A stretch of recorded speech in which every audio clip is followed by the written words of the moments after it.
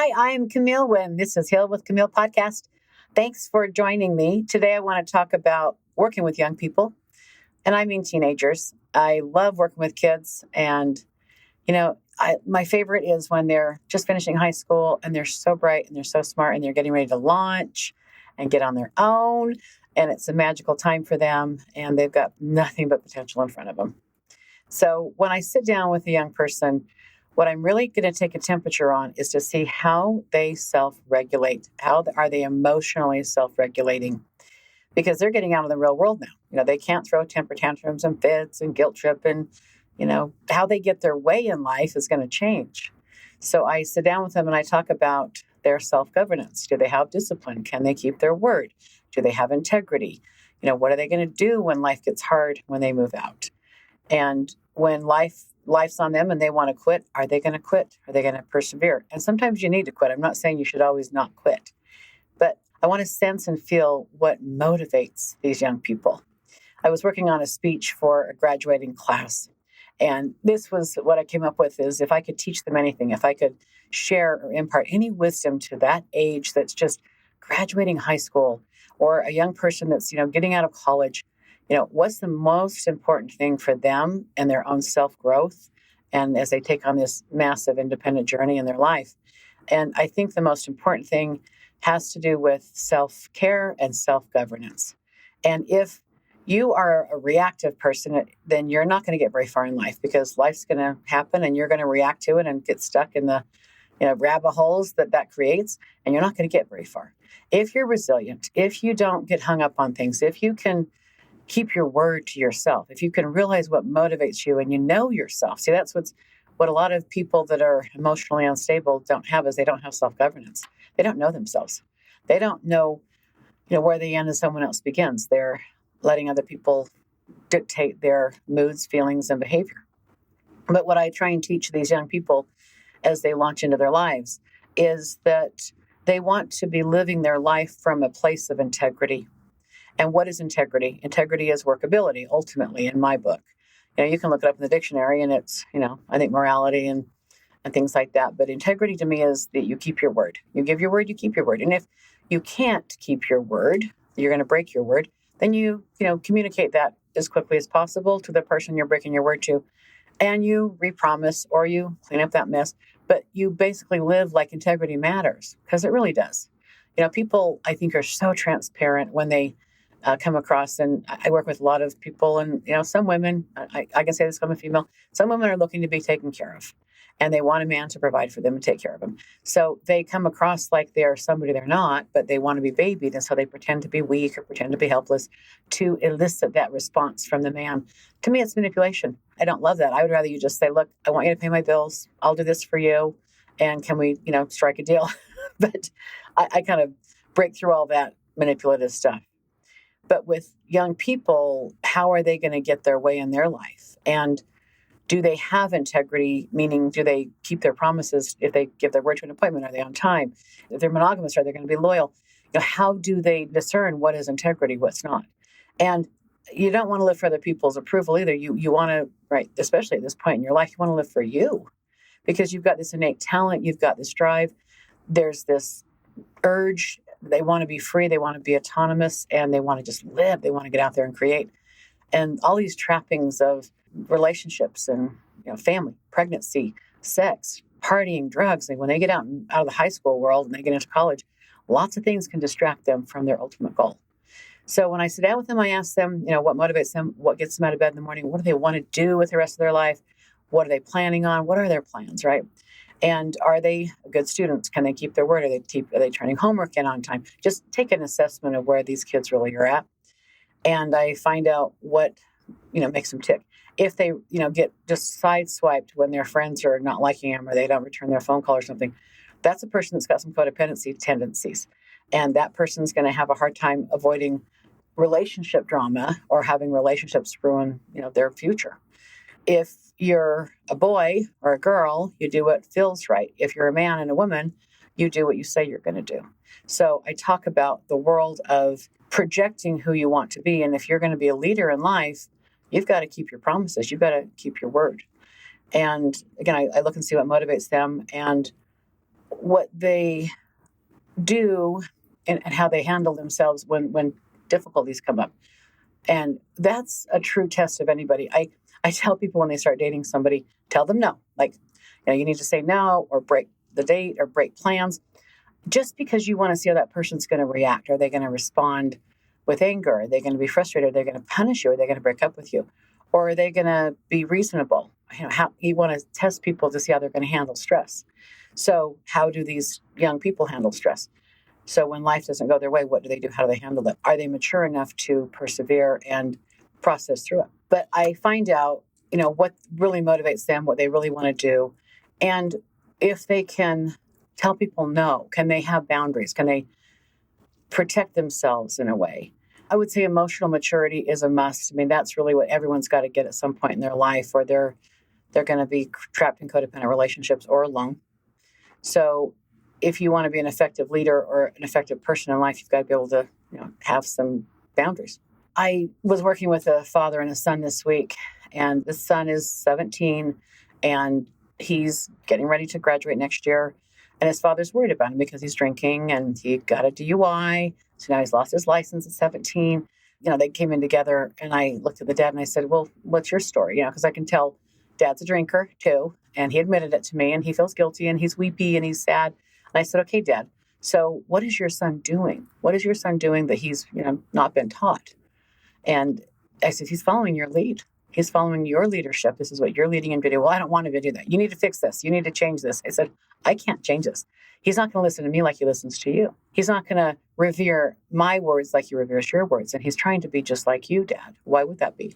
Because that's what boys do. They want to be their father. Young girls want to be their mother, or vice versa. But if we love and honor and respect our parents, we want to make them proud. And so we become like them. Well, this kid's in trouble because he's like his father.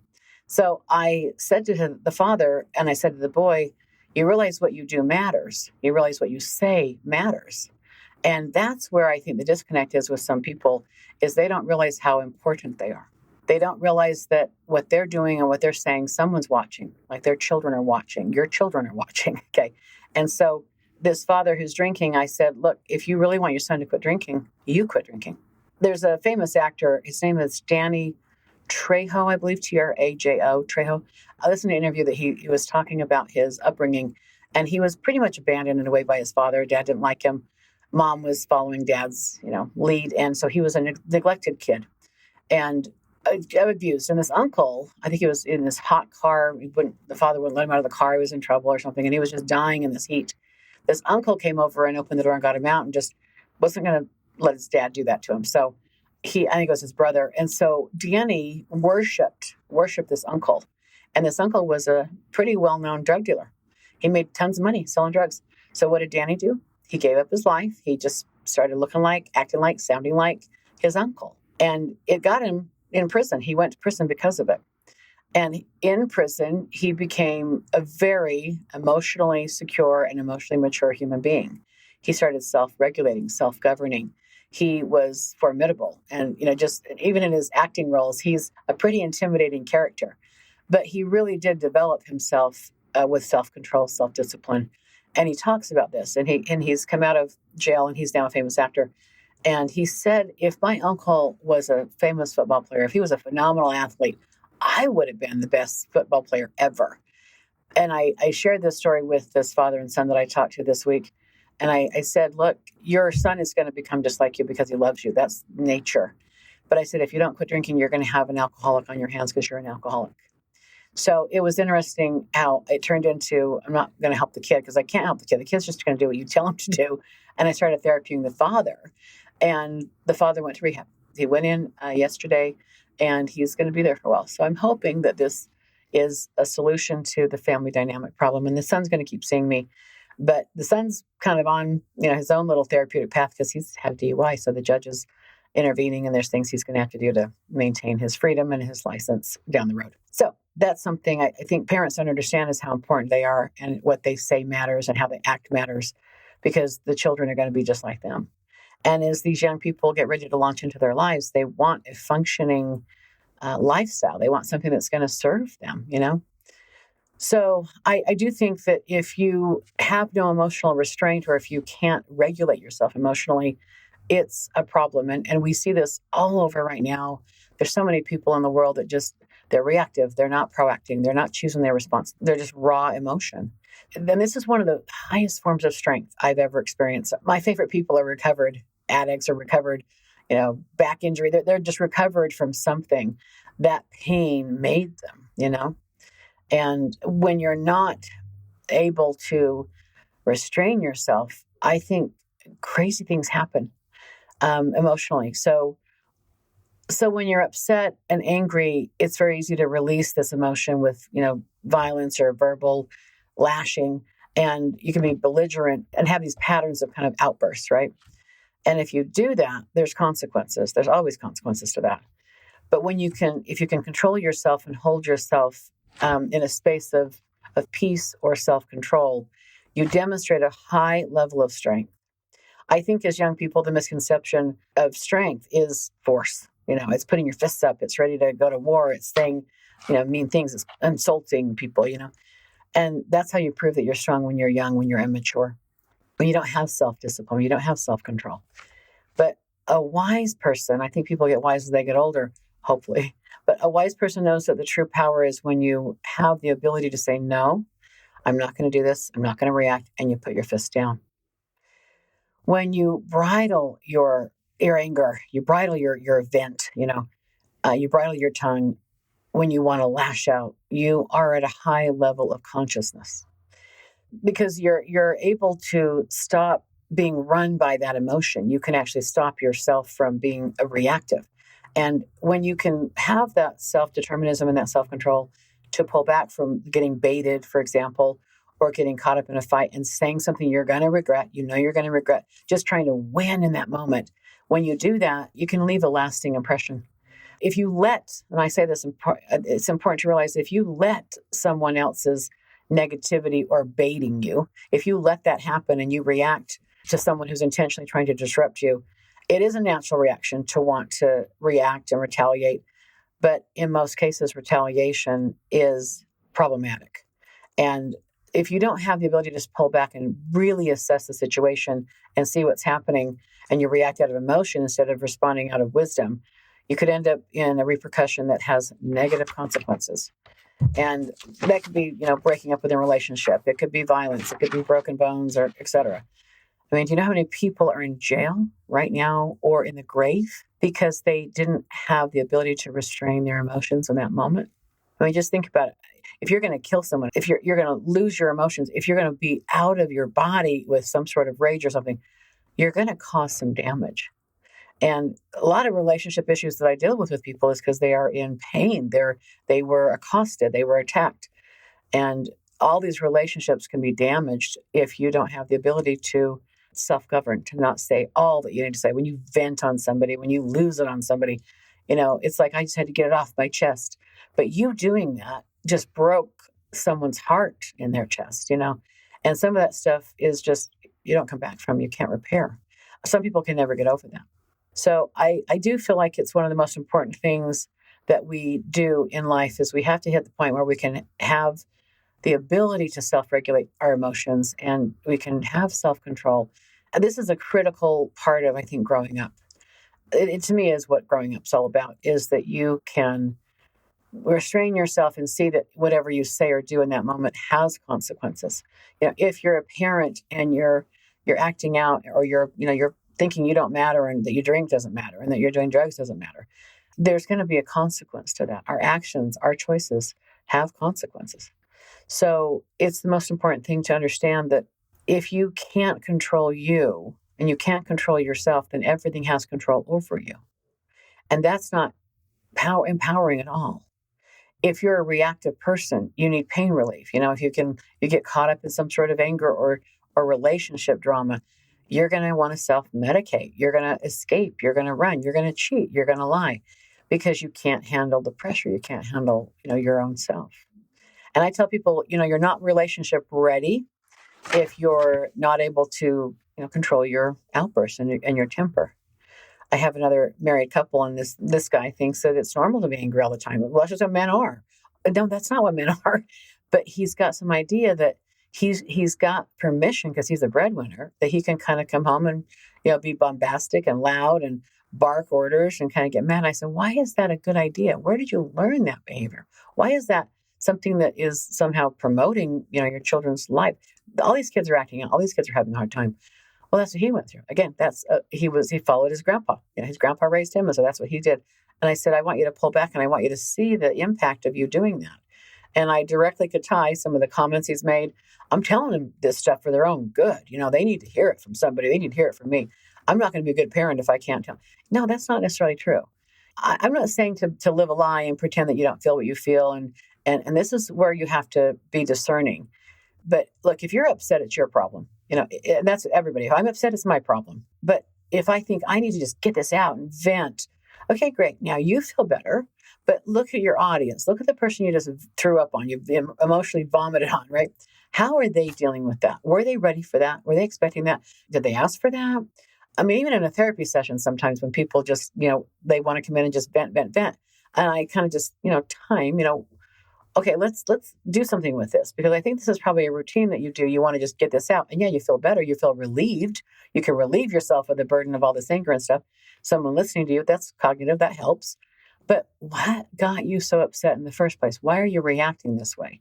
What's this really about? And so you really want to stop, slow down, and realize it's not just this transactional thing. I could just put my anger over there and then I'm better. No, if you put your anger over there, they're not better. They just took on your pain. So you want to be cognizant of what your emotions and your moods are doing to your environment. When you walk in a room and you're just walking in any room really with somebody there, you could probably pick up on the temperature of that person. Are they look heated? Do they look, happy? You can just sense their mood. And if you're an aware and awake person and you're conscientious of how your communication lands, because people, what they say has an impact, what they say has a consequence. If you can see that about yourself, you know that you can cause another person to suffer based on what you say or do. So this gentleman, I said, I think that you want to try on that maybe you have an anger problem. He just couldn't believe it. I said, well, let's take an inventory. And actually, we were doing family therapy. And I asked every one of them, how does dad seem? Is dad happy? Is he? Oh, dad's mad. He's always mad. So just hearing that feedback from a few of his kids woke him up to the reality of, I don't want to think I'm mad. I'm just, and I think this is autopilot for him. He just nobody's ever confronted him at this level and said, why are you mad? Why are you coming across angry? Because he's just thinking that's normal. That's just what men do. Well, it's not what men do. It's not what people do. I think what people can start looking at is if they matter, what they say matters, and they realize how valuable and important they are, then they can realize the impact that they're having on the world.